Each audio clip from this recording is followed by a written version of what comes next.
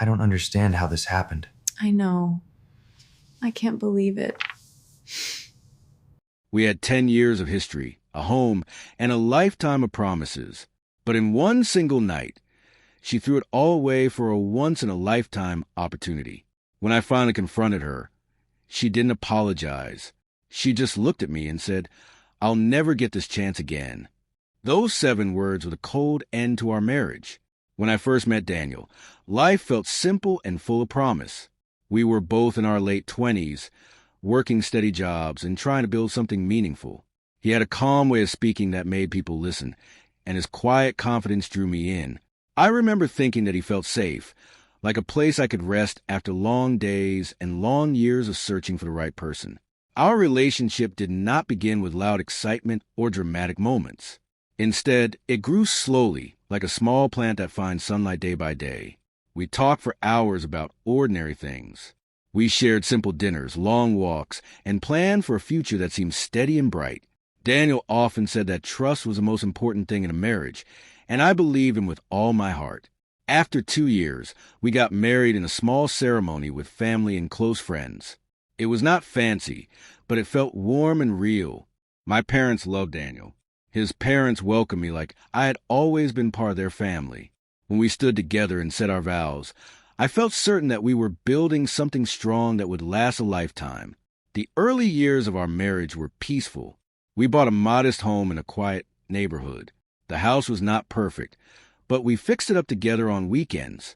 Daniel handled the yard while I painted the walls and planted flowers in the front garden. Each small change made the house feel more like ours. Friends often said we looked happy. In many ways, we truly were. We supported each other through work stress and family problems. When one of us felt tired or discouraged, the other would step in with patience and care. Looking back now, I can see that our marriage rested on what felt like a solid foundation. Trust, routine, and shared dreams held everything together. At the time, I believed that nothing could shake it. But sometimes the strongest-looking foundations hide small cracks that no one notices until it's far too late. The morning Daniel left felt strangely ordinary at first. The sun came through the kitchen window, the same way it always did, lighting the small table where we drank coffee before work. I remember standing at the sink, watching the steam rise from my cup, while Daniel moved quietly around the room. Something about him felt distant. It was not something I could clearly explain. He was polite, calm, and almost too careful with his words. When I asked if he slept well, he simply nodded and said he had a lot on his mind. I did not push him. In our marriage, we respected each other's quiet moments. I believed that whatever was bothering him would pass, just like other difficult days had passed before. But that morning did not pass like the others. Daniel finished his coffee and walked to the hallway where his coat hung. I heard the closet door open and close. When I turned around, I noticed something strange. Next to the door sat a small suitcase I had never seen before. My heart tightened in my chest. "Daniel," I said slowly, trying to keep my voice steady, "why is there a suitcase by the door?" He stood still for a moment, his hand resting on the handle. The room suddenly felt very quiet, as if even the air was waiting for his answer. Finally, he looked at me. There was no anger in his face, no sadness either, just a calm expression that made the moment feel even colder. "I need to leave for a while," he said. The words felt unreal, like they belonged to someone else's life. "Leave?" I asked. "For work?" He shook his head. "No," he replied softly. "Just leave." My mind raced through every possible explanation. Family trouble, a work problem, stress. But none of those ideas matched the suitcase sitting by the door. "Daniel, what is going on?" I asked. "We can talk about this." For a moment, he looked at the floor. Then he lifted his eyes again, and something in his voice changed. "I will never get this chance again," he said quietly. The sentence hung in the air like a sudden storm cloud. I did not understand what he meant, but I could feel something breaking inside the life we had built together. And deep down, before he even walked out the door, I knew nothing would ever be the same again. The house felt painfully quiet after Daniel walked out the door. For a long time, I stood in the kitchen, staring at the empty space where his suitcase had been. The sound of the door closing still echoed in my mind.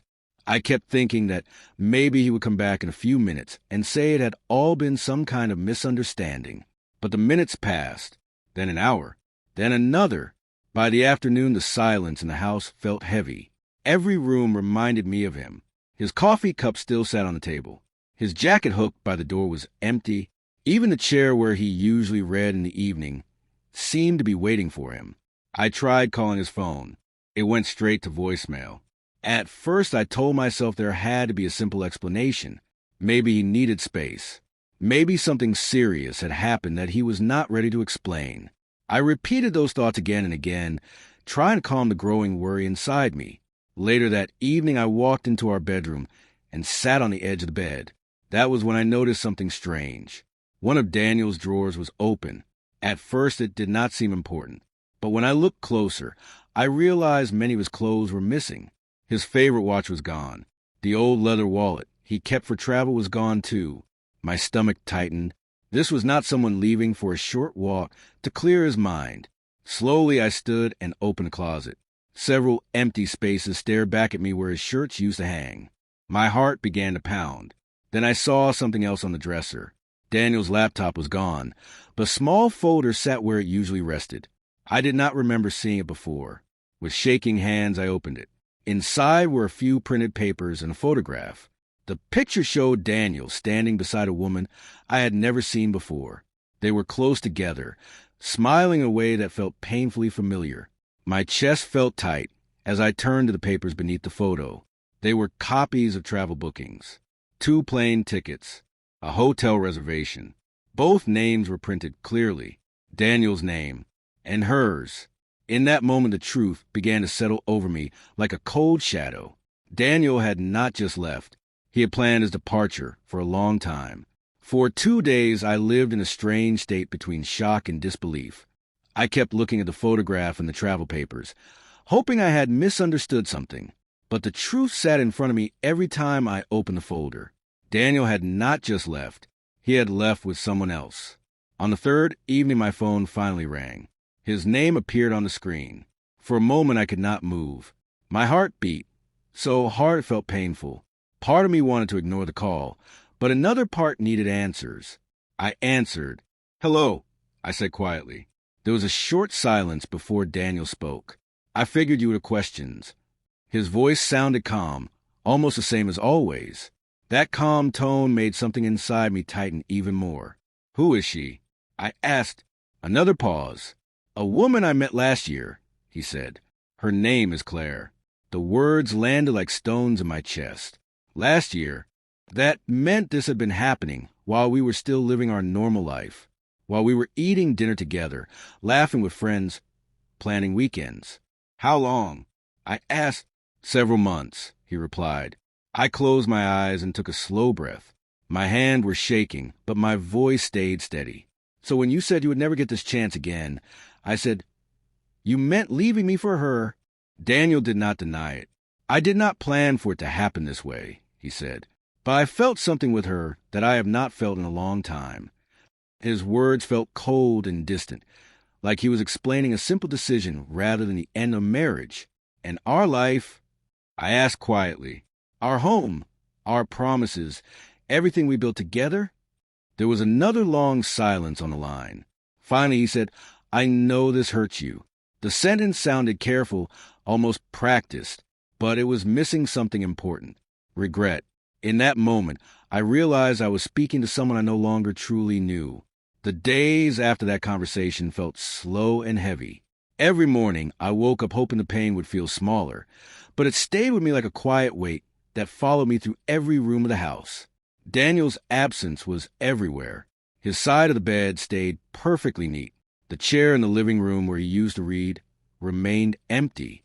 Even the small routines we once shared now felt strange and incomplete. Friends began to notice something was wrong. A few of them gently asked where Daniel was. At first, I struggled to answer. The truth felt too large and too painful to explain in a simple sentence. Eventually, I told a few close friends what had happened. Their shock mirrored my own feelings. Some were angry on my behalf. Others simply listened while I tried to understand how everything had changed so suddenly. The hardest part was accepting that the life I believed in had already ended before I even knew it. Daniel had been planning his escape, while I was still protecting the marriage we shared. But slowly, through the quiet pain and long evenings alone, I began to understand something important. His decision did not define my future.